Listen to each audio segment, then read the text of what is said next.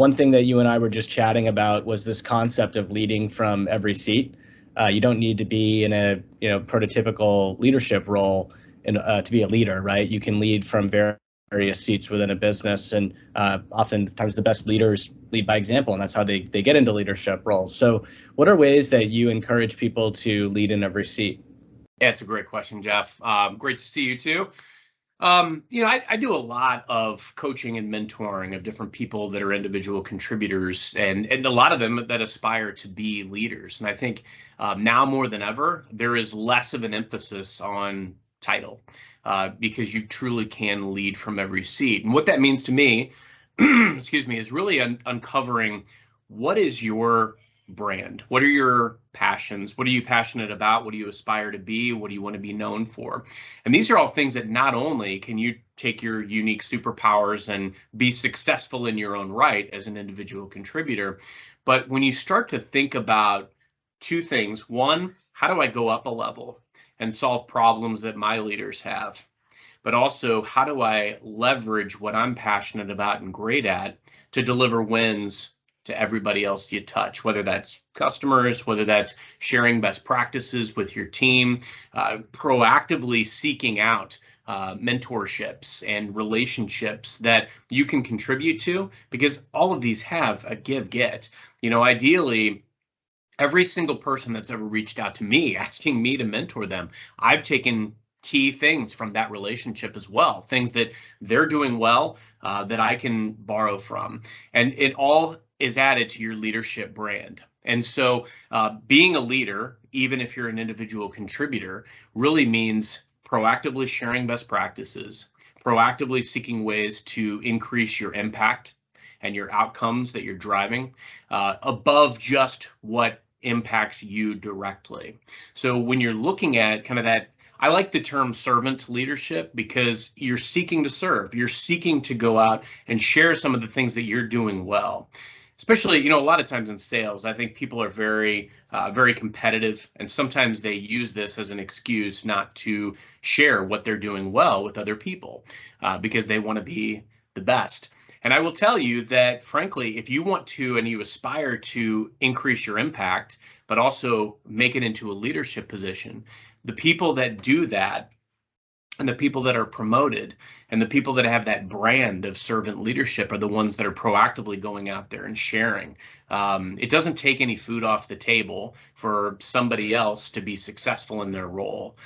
Is it going to diminish your star? No, it's actually going to make you shine brighter, because more people are going to start talking about you as the servant leader that you are. Oh, I've heard great things about this person. Oh, I talked to this person and they shared this with me about how they were being successful.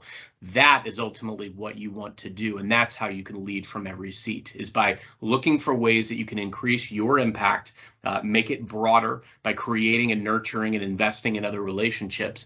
And all the while, the most enriching and rewarding part of that is that you now have all of those wonderful relationships in your network. So leading from every seat means that no matter what your title is, doesn't matter. Still means you can be a great colleague, still means that you can be a trailblazer and an ambassador for your brand, and find different ways that you can do more to help others win. Would love to get your thoughts. I know you've been in a lot of different leadership roles. You've also been in some individual contributor roles. Would love to hear your thoughts on the same topic, Jeff. Yeah, it's great. I mean, you kind of took all the words out of my mouth. Those are all, I think, all awesome thoughts. I mean, generally speaking, when I think about what it means to be a leader, one of the things that comes to mind is that you're really trying to put others before yourself. You're trying to, enable other people to succeed and allow others to be successful, and allow the team to be successful, which means that sometimes you have to make some personal sacrifice. And I think that can boil down to even, moments in a team where, you might have certain emotion about an issue, but for the sake of, helping the team to build morale, that maybe you will, try to be positive, or try to be like having a growth mindset in public, even if you might have, some of your own concerns privately, things like that, like not allowing yourself to always wear your heart on your sleeve, trying to do what's going to be good for the morale of the team.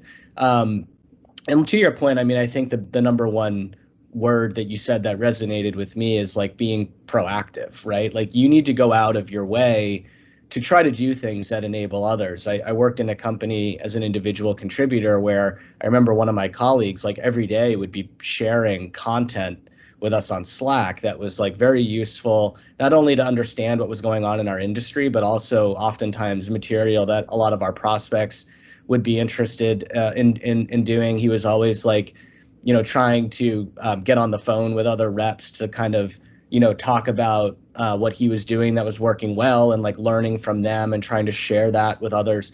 Like I viewed that person as a really good leader. And when he ended up leaving that company, he ended up actually moving into a leadership role elsewhere. And to me, it was like really not a surprise that someone who had, probably made 7 figures year over year as an individual contributor was now, getting this opportunity to move up the proverbial ladder. So I think being proactive, and a lot of times, the reason you have to be proactive is because you have to be thinking about others, right? Like, we're always very consumed in what we need to do for ourselves every day to get our job done. But you actually do kind of need to be thoughtful and proactive about how can I help other people succeed.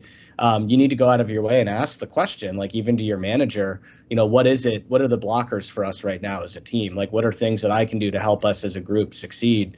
And so, that does require some outreach. It requires a conversation, seeking to understand. So I think these are all, a lot of what I just said is really in line with, I think, what you just said too. But being proactive, going out of your way, seeking to understand how you can help the group, putting your kind of your selfish motivations aside for the betterment of the team, are all ways that you can, show yourself to be a good leader. I love that so much. Like raise your hand and, volunteer for opportunities to do more, take on stretch projects that you're passionate about, that fuel your passions, but lead to wins for other people, and build consensus. You said something that really resonated with me about, it's not always, things don't always happen exactly the way we want them to in a team, right? You get a quota that you disagree with, but you've got 2 ways you can approach that. One, you can hit it head on, or you can sit and sulk. Which one do you think is more of a leadership quality? Think about the leaders that you've loved, the qualities that you've gravitated toward in them, and embody that. And I think that's the answer. Yeah, love it. Couldn't agree more. Good stuff as always, Jeff. This was a great one, and hope you have a great rest of your week. We'll see you again soon. Sounds good. You too, Carson.